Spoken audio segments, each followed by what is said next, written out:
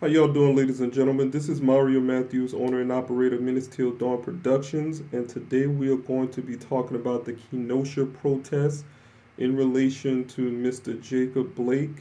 And another day, another day. But before we get into the video, for those who don't know, currently we have less than a week left with our GoFundMe campaign for our new book, Hurricane America.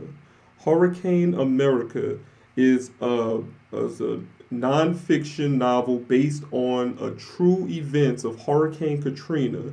It is told from my perspective and my grandmother's perspective, and we are releasing this book in late fall.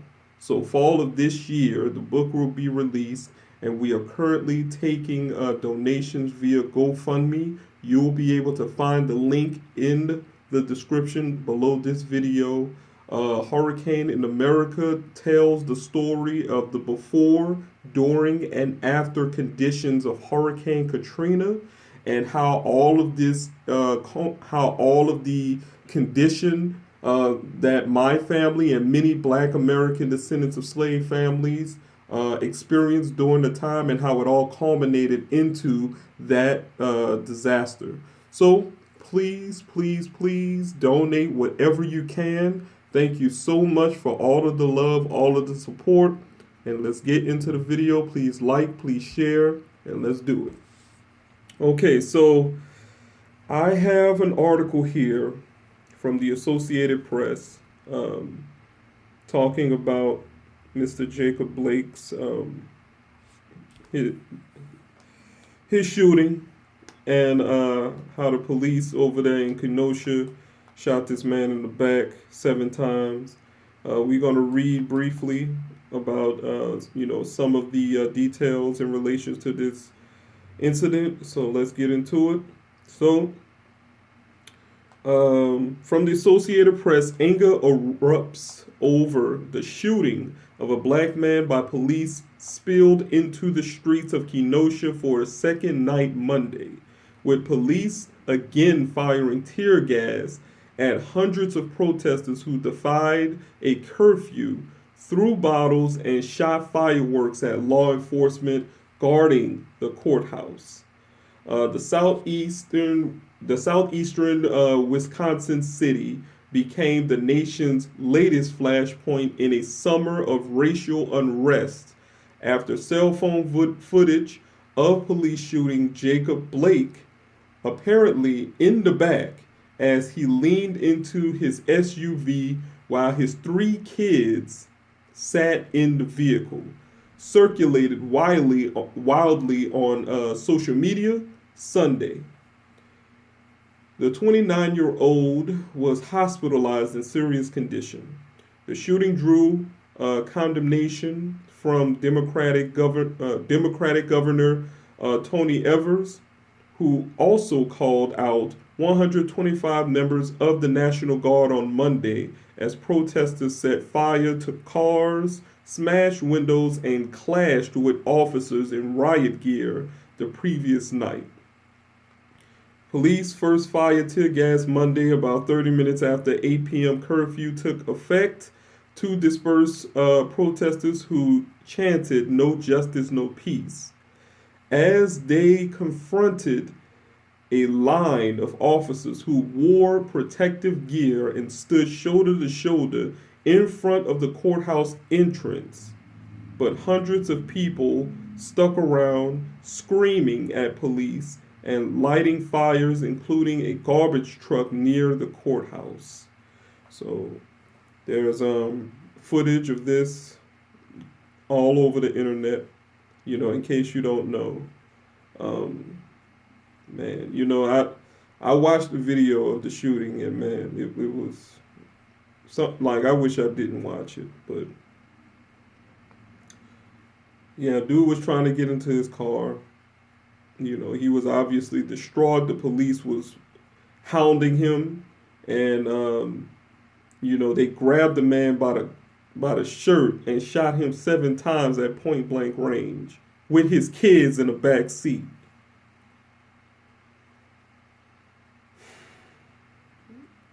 According to, witnesses, they said that he was breaking up a fight between two women. And the police focused on him. You know, like I'm so sick and tired of this Black Death industry bull crap.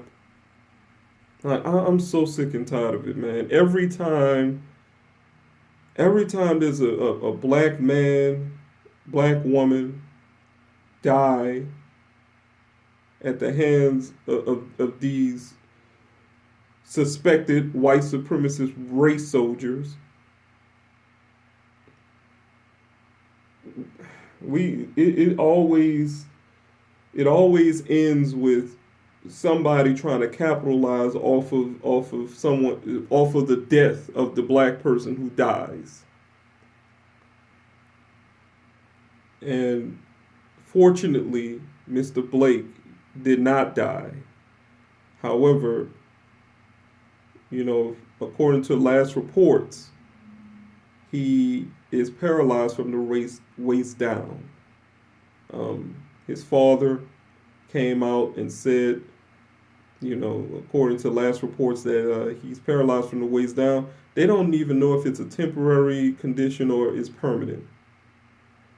And man, like,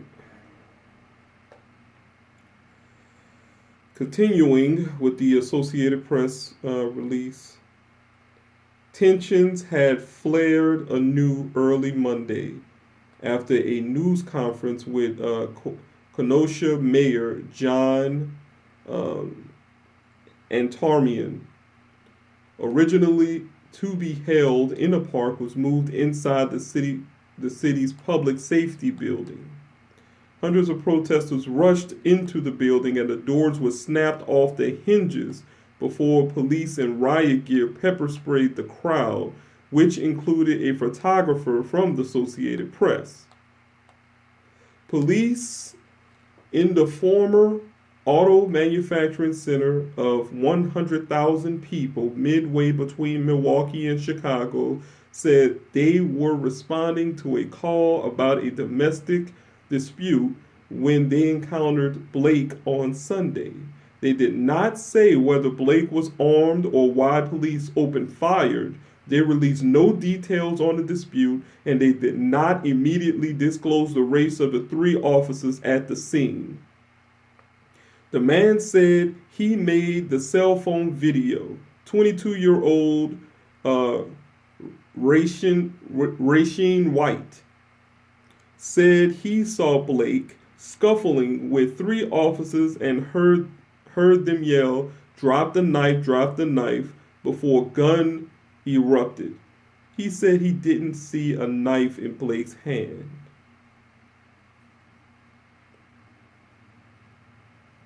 The governor said he has seen no information to suggest Blake had a knife or other weapons, but the case is still being investigated by the state justice department.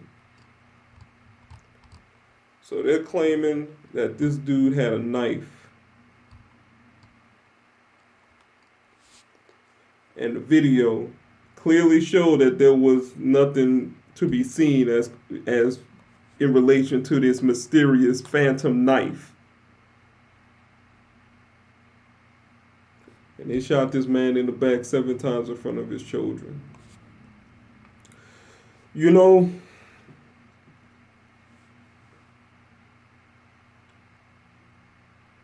We have been trying our best in this country as Black American descendants of slavery. We have been trying our best in this country in order to do what is right and what is just.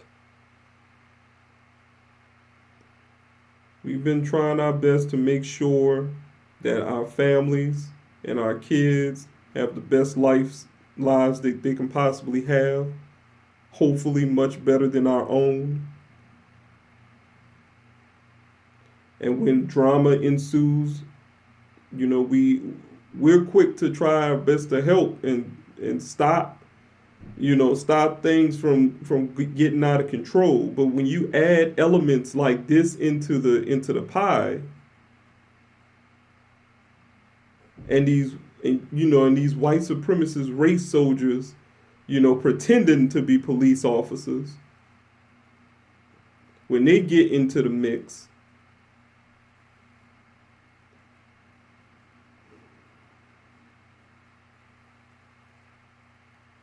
man, family, this is why we go so hard in the paint for reparations. Okay? This is why. One would ask, what would reparations do in this particular regard?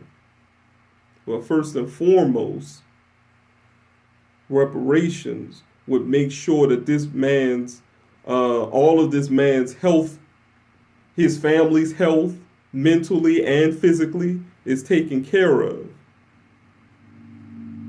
But in regards to the police unions and the police,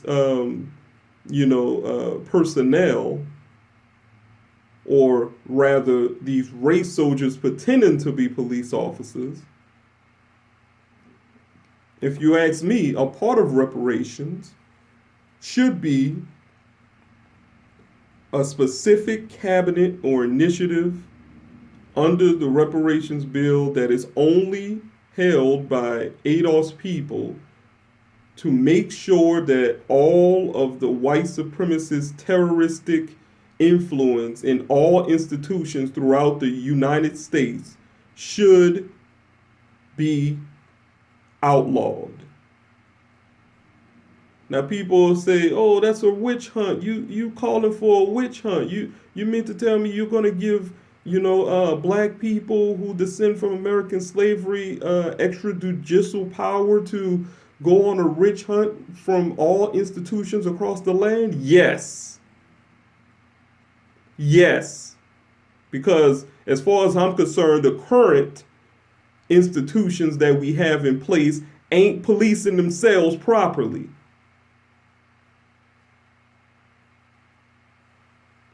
These news stations, police stations, private, public entities, all of them. Every last one of them has been infiltrated by white supremacist terrorists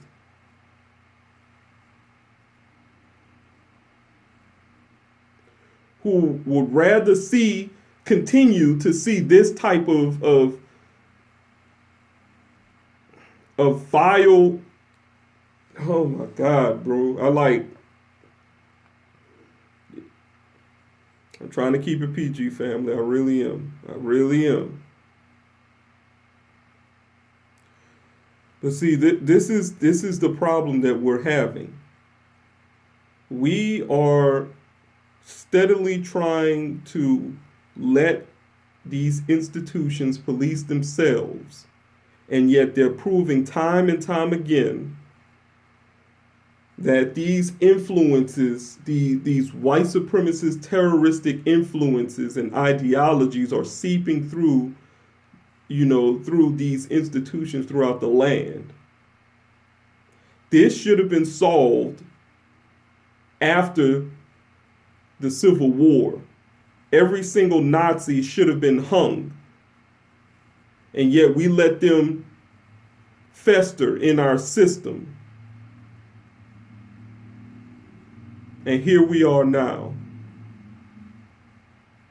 After President Andrew Johnson rolled back all of the ADOS reparations and gave it to slave owners, who eventually became the KKK, and later to be revealed that KKK members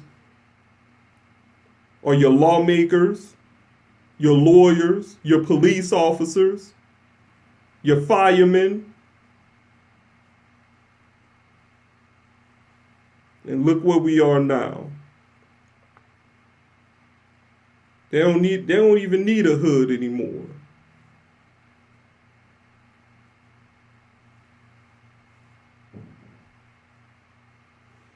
I'm in the video here, family.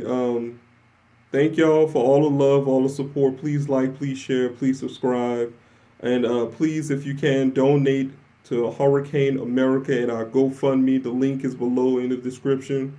Much love, much respect. Y'all take care. Peace.